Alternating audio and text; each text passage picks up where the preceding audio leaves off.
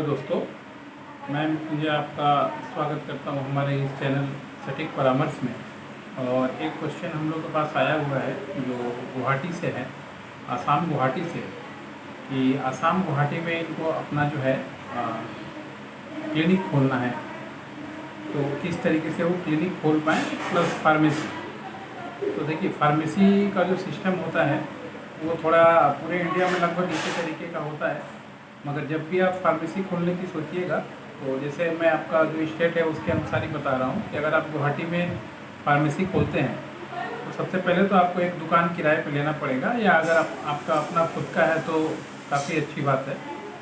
और उसके बाद उसके नाम से जो भी आपका म्यूनसिपल कॉर्पोरेशन है, गुवाहाटी म्यूनसिपल कॉर्पोरेशन, वहाँ से जाके आपको ट्रेड लाइसेंस बनवाना पड़ेगा कि आप फार्मेसी खोलेंगे।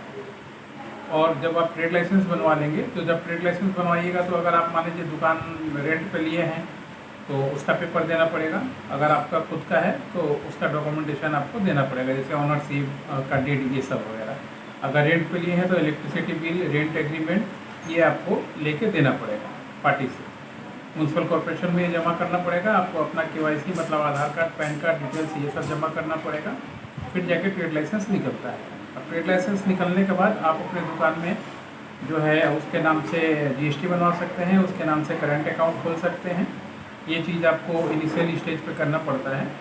इसके बाद दुकान का जो सिस्टम है, इंफ्रास्ट्रक्चर, उसमें आपका सबसे मस्ट है कि फ्रिज आपके पास होना चाहिए, जो कि मान लीजिए दवाइयाँ स्टोर करने के लिए लाभदायक होती हैं, या कुछ दवाइयाँ ऐसी हैं जिनको आप ठंडे में ही स्टोर किया जाता है एक टेम्परेचर के अंदर। तो सबसे पहले वो है, आपके पास एक फ्रिज होना चाहिए, पर फायर जो एक्सटिंग्विश है वो आपके पास सेटअप होना चाहिए। आग की जो अग्निशमन की जो व्यवस्था है वो आपके पास आपके दुकान में छोटा सा ही मशीन आता है, मगर वो सेटअप आपका होना चाहिए, ज़्यादा महंगा नहीं होता है। उसके बाद आपके पास जो है जो भी फार्मासिस्ट हैं उनका होना ज़रूरी है, या फार्मासिस्ट मिलने के लिए दो तरीका होता है।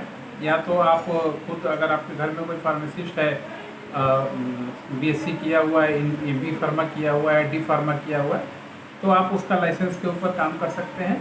या फिर मान लीजिए ऐसा कोई व्यक्ति जो D फार्मा B फार्मा किया है और आप उसको अपने यहाँ जॉब पे रख सकते हैं, या उससे रेंट पे ले सकते हैं, एग्रीमेंट करके उससे रेंट पे ले सकते हैं। उसका जो सर्टिफिकेट है उसके आधार पे वो आपको रेंट दे सकता है, वो वैलिड है।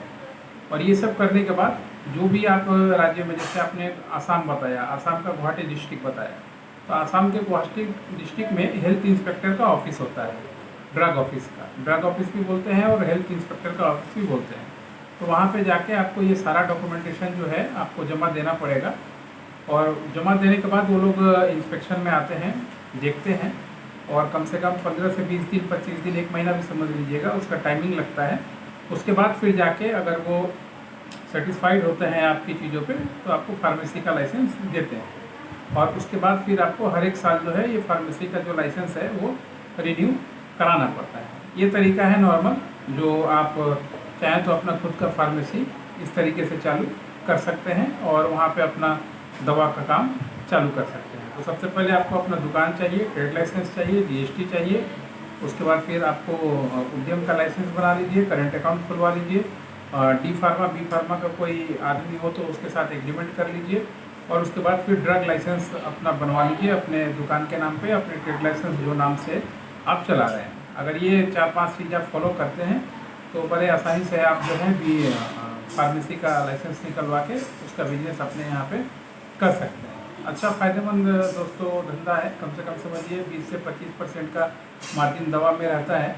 और दवा एक ऐसा बिजनेस है जो कभी हो सके तो ख़त्म होने के कगार पे नहीं है।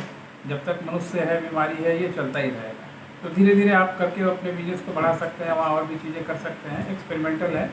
तो एक बार आपका काम चल जाए उसके बाद फिर जो मर्जी आए आप कीजिए। तो जो हमने लिस्ट बता दिया उसके अनुसार आप काम कीजिए और आपको लाइसेंस ज़रूर मिल जाएगा। मेन है खोलने से ज़्यादा किस तरीके से आप सेल्स कीजिएगा, क्या तरीका आप अपनाइएगा दवा का अपना लोकल मार्केटिंग के लिए, या लोकल में किस तरीके से रीच कीजिएगा हॉस्पिटल्स के पास, या बाकी पेशेंट के साथ कैसे आप उनके तक पहुंचते हैं, व्हाट्सएप से पहुंचते हैं, या रिफ्लेक्ट बांटते हैं, या मार्केटिंग करते हैं, या पेपर में ऐड देते हैं, ये आपके ऊपर है।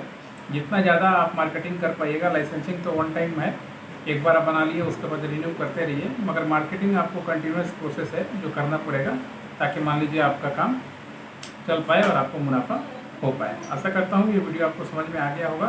अगर लाइसेंस से रिलेटेड कोई बात हो या इस टॉपिक पर कोई चीज़ भी जानना हो तो 9230222490 हमारा नंबर है, आप उस पर कॉन्टैक्ट कर सकते हैं। आपको और भी बिजनेस रिलेटेड जानकारी हम लोग दे पाएंगे। सरकारी बिजनेस रिलेटेड जितना भी काम होता है या लाइसेंस रिलेटेड सारा काम ही लगभग हम लोग गाइडलाइन करते हैं और करवाते हैं। आज के लिए इतना ही, नमस्कार।